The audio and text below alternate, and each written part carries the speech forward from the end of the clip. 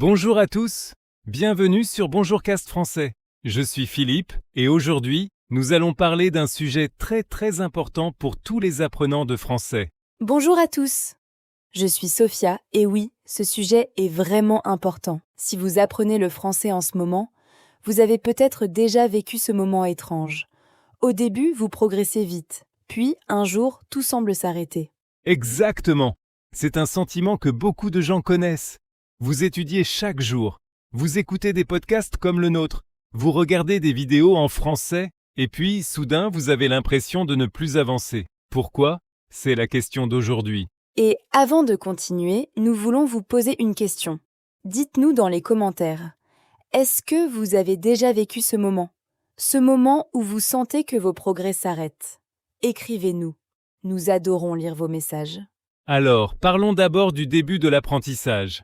Quand on commence à apprendre le français, tout est nouveau. Chaque mot nouveau est une petite victoire. Chaque phrase que l'on comprend est un moment de joie. Et au début, on apprend très vite. Oui, c'est vrai. Au début, même les petites choses semblent grandes. On apprend à dire bonjour, merci, comment ça va ? Et on est très content. Ces mots sont nouveaux et le cerveau les retient facilement. Mais après quelques semaines ou quelques mois, quelque chose change. On continue à étudier, mais on a l'impression que les progrès sont moins rapides. On apprend de nouveaux mots, mais on les oublie plus vite aussi. Et on commence à se demander, est-ce que j'apprends vraiment ? Ce moment a un nom. En français, on peut dire palier. C'est comme une montagne. Au début, on monte facilement. Et puis, on arrive sur une partie plate. On marche, mais on ne monte plus. On a l'impression de rester au même niveau. Et ce palier, ce n'est pas un signe que vous êtes mauvais en français. Ce n'est pas un signe que vous devez arrêter. Au contraire, c'est un signe que vous avez avancé. Vous avez appris les choses de base. Et maintenant, votre cerveau a besoin de temps pour organiser tout ce qu'il a appris. Pensez à un enfant qui apprend à marcher. Au début, il tombe souvent.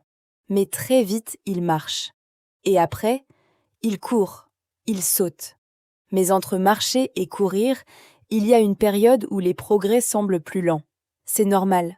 C'est la même chose pour une langue. Alors, pourquoi est-ce que les progrès ralentissent ? Il y a plusieurs raisons. La première raison, c'est que les choses deviennent plus difficiles. Au début, on apprend des mots simples. Ces mots sont courts et faciles à retenir.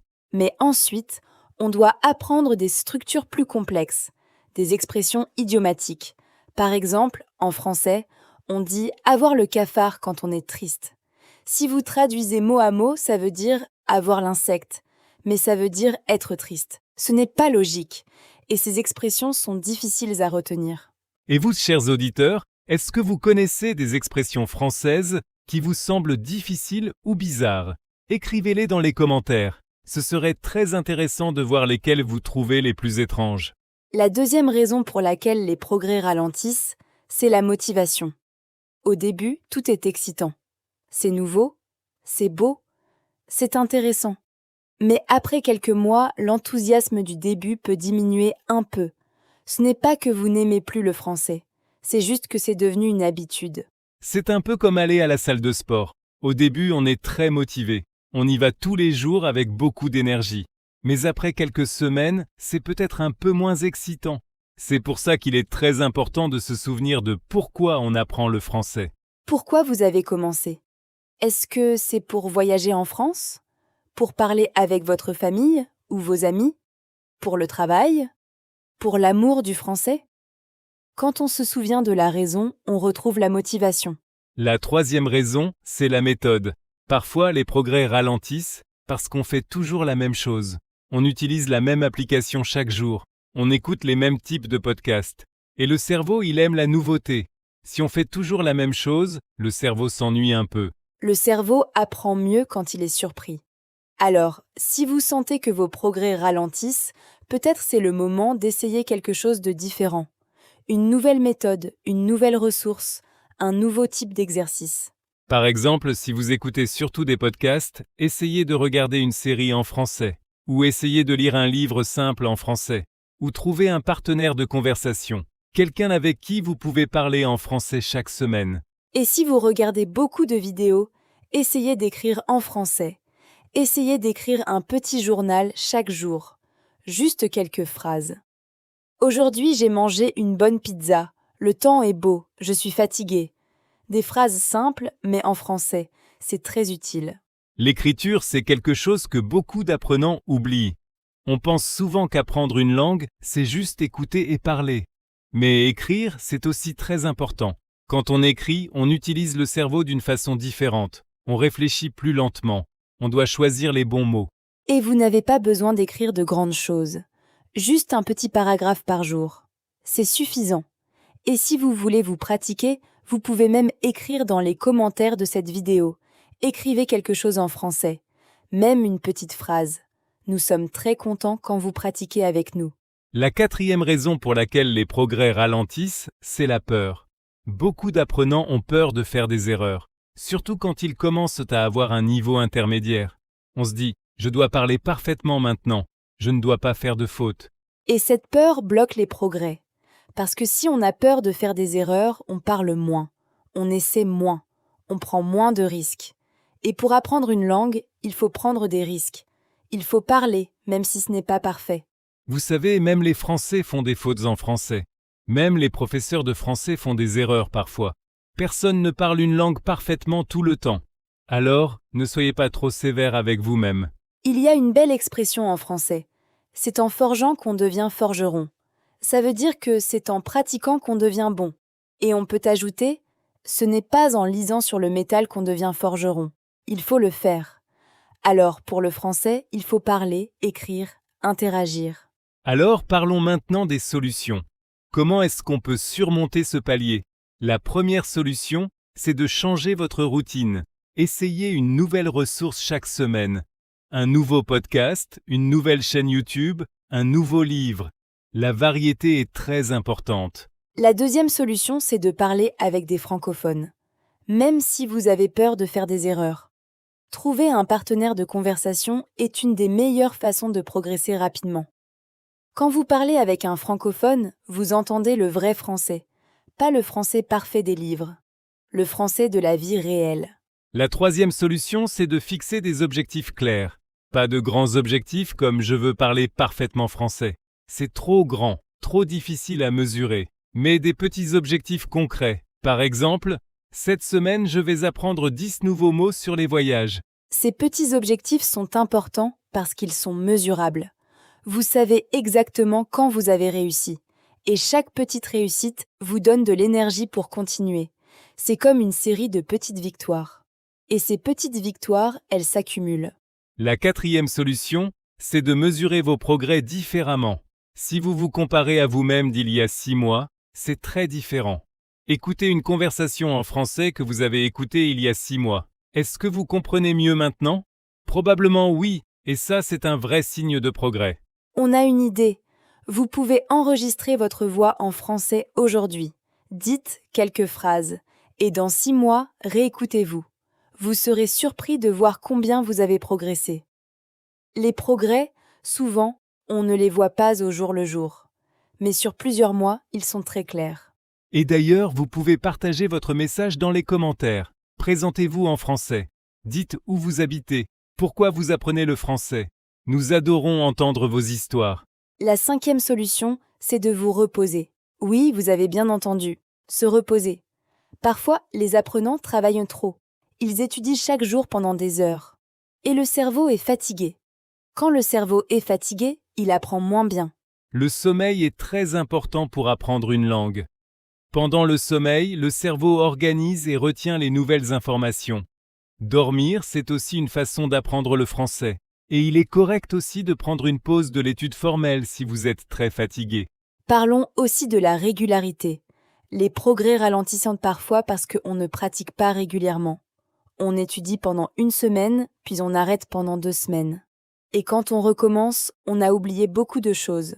20 minutes par jour, chaque jour, c'est bien meilleur que 2 heures, une seule fois par semaine. Le cerveau retient mieux quand il rencontre la langue régulièrement. Et pour être régulier, il faut rendre l'apprentissage facile et accessible. Ne dites pas « Je vais étudier pendant 2 heures ce soir ». Dites plutôt « Je vais écouter Bonjour Cast Français pendant le trajet pour aller au travail » ou « Je vais regarder une vidéo en français pendant le déjeuner ». intégrer le français dans votre vie quotidienne est bien plus efficace. Par exemple, changez la langue de votre téléphone en français. Suivez des comptes français sur les réseaux sociaux. Trouvez des podcasts en français sur des sujets que vous aimez déjà, comme la cuisine, le sport, la technologie. Et si vous aimez Bonjourcast français, n'oubliez pas de vous abonner à notre chaîne et d'activer les notifications. Comme ça, vous ne manquez aucun épisode. Et chaque épisode est une occasion de pratiquer votre français avec nous. Maintenant, il y a un dernier point très important. C'est la question de la compréhension et de la production. Comprendre, c'est quand vous lisez ou écoutez le français et vous comprenez ce qu'on dit. Produire, c'est quand vous parlez ou écrivez en français. Et il y a souvent un grand écart entre les deux. Beaucoup d'apprenants comprennent beaucoup plus qu'ils ne peuvent produire. C'est normal. La compréhension se développe plus vite que la production. Vous pouvez comprendre une conversation en français, mais avoir du mal à répondre. Et ça peut créer une frustration. Vous savez que vous comprenez bien. Mais quand vous essayez de parler, les mots ne viennent pas. Vous cherchez le bon mot, vous hésitez. Et vous pensez, pourquoi est-ce que je ne progresse pas? Mais en réalité, vous progressez. Pour améliorer la production, il faut pratiquer la production. Beaucoup d'apprenants passent tout leur temps à écouter et à lire, et pas assez de temps à parler et à écrire. Alors, aujourd'hui, après avoir écouté cet épisode, parlez un peu en français. Parler tout seul en français, c'est une technique très utile. Décrivez ce que vous faites. Je prépare le café, je mets les tasses sur la table, le café sent très bon. Des phrases simples, mais à voix haute. Ça aide vraiment. Ça entraîne votre cerveau à trouver les mots rapidement. Et vous, chers auditeurs, quelle est la partie du français que vous trouvez la plus difficile? Est-ce que c'est la prononciation, la grammaire, le vocabulaire, les expressions idiomatiques? Dites-nous dans les commentaires. Vos réponses vont aider d'autres apprenants aussi.